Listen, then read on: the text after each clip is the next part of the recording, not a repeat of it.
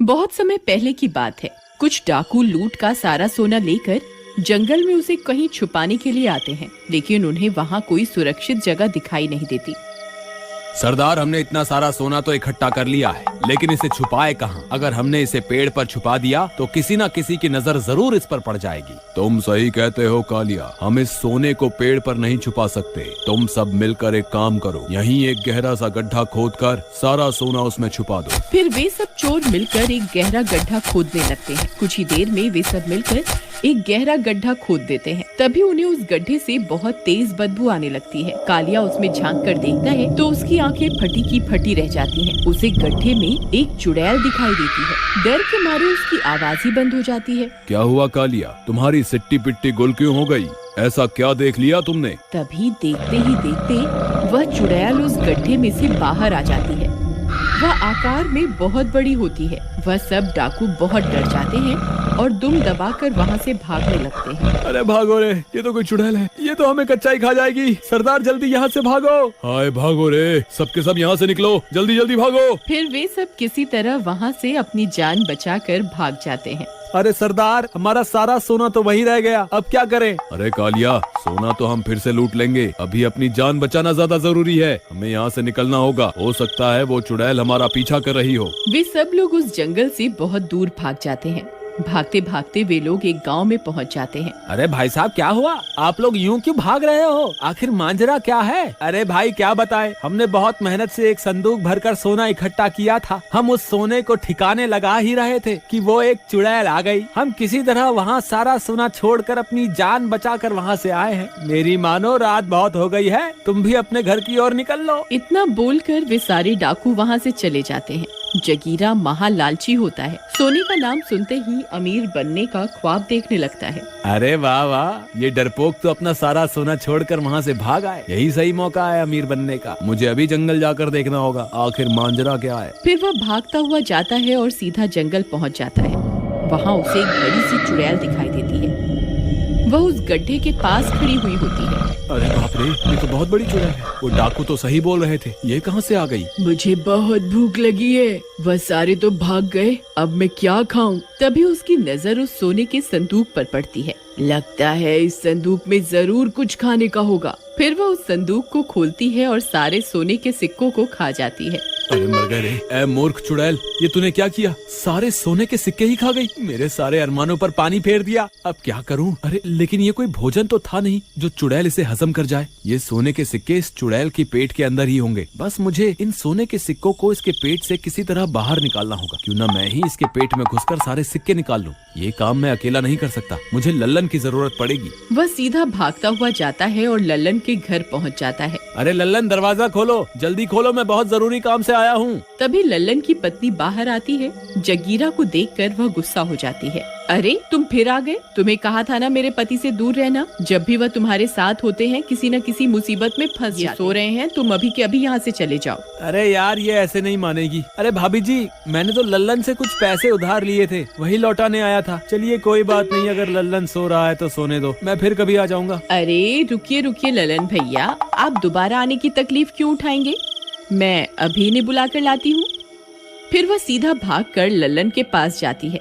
अजी सुनिए, लक्ष्मी आपका गेट पर इंतजार कर रही है, जल्दी जाइए ना। लक्ष्मी को ज्यादा देर इंतजार नहीं करवाना चाहिए।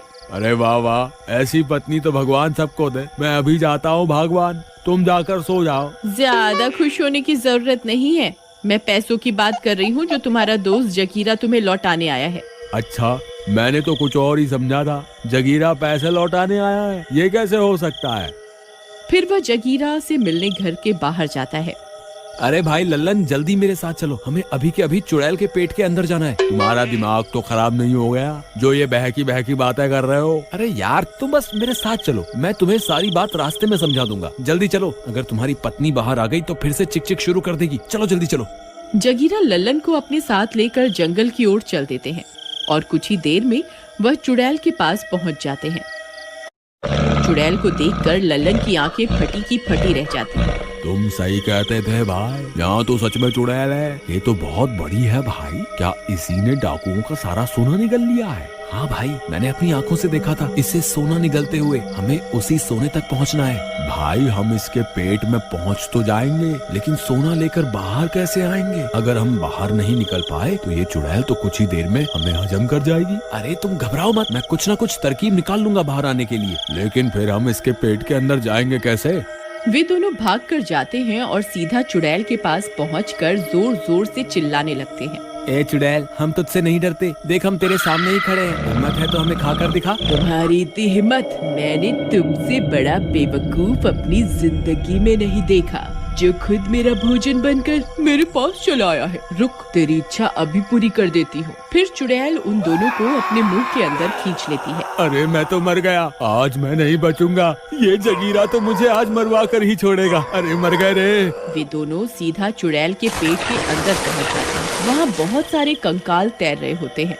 अरे जगीरा भाई, मेरा दिमाग खराब हो गया था जो मैं तुम्हारी बातों में आ गया। मेरी बीवी सही कहती थी, तुम्हारी संगति की वजह से मैं एक दिन जरूर मुसीबत में फंसूंगा। हाय अब क्या होगा? अरे यार लल्लन, ये बच्चों की तरह रोना बंद कर। वो देख, सामने सोने के सिक्कों का ढेर लगा हुआ है। हम तो माला माल हो गए। हमारी तरकीब तो काम कर गई। मैंने तुम्हें कहा था ना, इस चुड़ैल के पेट में सोने के सिक्कों का भंडार लगा हुआ है। लेकिन भाई, हम ये सोने के सिक्कों को इसके पेट से बाहर कैसे लेकर जाएं? इस वक्त तो खुद हमारी जान के लाले पड़े हुए हैं, तो इन सिक्कों का हम क्या करेंगे? बस कुछ ही देर में ये चुड़ैल हमें हजम कर जाएगी। जगीरा भाई, हमारे पास थोड़ा सा ही वक्त है, कुछ ना कुछ करो, नहीं तो हमारा काम तमाम हो जाएगा यहीं पर। भाई अब तो मुझे भी डर लग रहा है। मेरे पास इनके पेट के अंदर आने की तरकीब तो थी, लेकिन बाहर कैसे निकलेंगे इसकी तरकीब तो मैंने बनाई ही नहीं। तेरा नास मीटे लल्लन, आज तो तूने मुझे सच में मरवा ही दिया। आए अब मेरा क्या होगा? हे भगवान कुछ करो, मैं इस चुड़ैल के पेट के अंदर नहीं मरना चाहता। हे प्रियतम, तुम कहाँ हो? अरे ये कहाँ चले गए? जरूर ये जगीरा इन्हें अपने साथ ले गया होगा, लेकिन बहुत देर हो गई, अब तक ये वापस क्यों नहीं आए? कहीं ये किसी मुसीबत में तो नहीं फंस गए? मुझे इन्हें ढूंढना होगा। फिर वो लल्लन की तलाश में निकल जाती है। तभी एक आदमी भागता हुआ उसके पास से गुजरता है। अरे भागो रे, जंगल में तो बहुत बड़ी चुड़ैल है। अरे मर गए रे। अरे भाई रुको रुको, क्या हुआ? तुम इतने डरे हुए क्यों हो? अरे क्या बताऊं बहन, जंगल में एक चुड़ैल आ गई है। उसने अभी अभी मेरी आंखों के सामने 2 लोगों को निगल लिया है। यहाँ रुकना सही नहीं है, तुम यहाँ से जल्द निकल जाओ। हे भगवान, कहीं ये चुड़ैल मेरे पति को तो नहीं निकल गई। फिर वह उसी चुड़ैल की तलाश में जंगल में घुस जाती है। थोड़ी दूर चलने पर उसे वह चुड़ैल दिखाई देती है। हे भगवान, ये तो बहुत बड़ी है। जरूर इसी ने मेरे पति को निगला होगा। मुझे कुछ न कुछ करना ही होगा। फिर वह भागकर वापस अपने घर जाती है और घर में पड़ा मिट्टी का तेल उठा लेती है और उसे लेकर वापस जंगल की ओर चल पड़ती है। कुछ ही देर में वह उस चुड़ैल के पास पहुंच जाती है।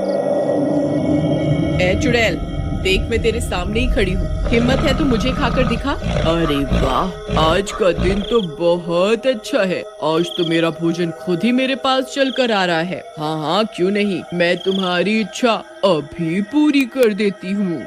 फिर वो चुड़ैल अपना मुंह खोलकर उसे भी अपने पेट के अंदर खींच लेती है और वह भी अपने पति के पास पहुंच जाती है। लल्लन अपनी पत्नी को वहां देखकर हैरान रह जाता है। अरे प्रियतम, तुम यहाँ क्या कर रही हो? क्या तुम मेरी जान बचाने यहाँ आई हो? मुझे माफ कर दो, मैंने तुम्हारी बात ना मानकर बहुत बड़ी गलती कर दी। कोई बात नहीं, अभी हमें यहाँ से जल्द निकलना होगा। भाभी मुझे माफ कर दो, मेरी वजह से लल्लन भी यहाँ फंस गया है। लेकिन भाभी इसमें क्या है? इसमें मिट्टी का तेल है, इससे इस चुड़ैल का हाजमा खराब हो जाएगा और ये उल्टी करने के लिए मजबूर हो जाएगी और हम इसके पेट से बाहर निकल जाएंगे। फिर हीरा सारा तेल उसके पेट में पलट देता है। थोड़ी ही देर में चुड़ैल का हाजमा बिगड़ जाता है। अरे ये मुझे क्या हो रहा है? ये अचानक से मेरा मन उल्टी करने को क्यों होने लगा? फिर चुड़ैल उल्टी करने लगती है। मुझे लगता है ये चुड़ैल उल्टी करने वाली है, हमें तैयार रहना चाहिए। अरे भाई रुको, हमें जल्दी से सारा सोना इकट्ठा कर लेना चाहिए। लगता है आपने अभी भी सबक नहीं सीखा। अजी सुनिए, आप चुपचाप यहीं खड़े रहिए। हमें बस यहाँ से बाहर निकलना है। हमें सोना नहीं, अपनी जान ज्यादा प्यारी है। आप चुपचाप यहीं खड़े रहिए बस। ठीक है भगवान, पत्नियां हमेशा ठीक ही होती हैं, हम आदमी ही उन्हें समझ नहीं पाते। फिर जगीरा सोने के लालच के चक्कर में सोना इकट्ठा करने लगता है। तभी वो चुड़ैल उल्टी कर देती है और लल्लन और उसकी पत्नी को बाहर उगल देती है। बाहर निकलते ही वे दोनों वहाँ से भाग जाते हैं।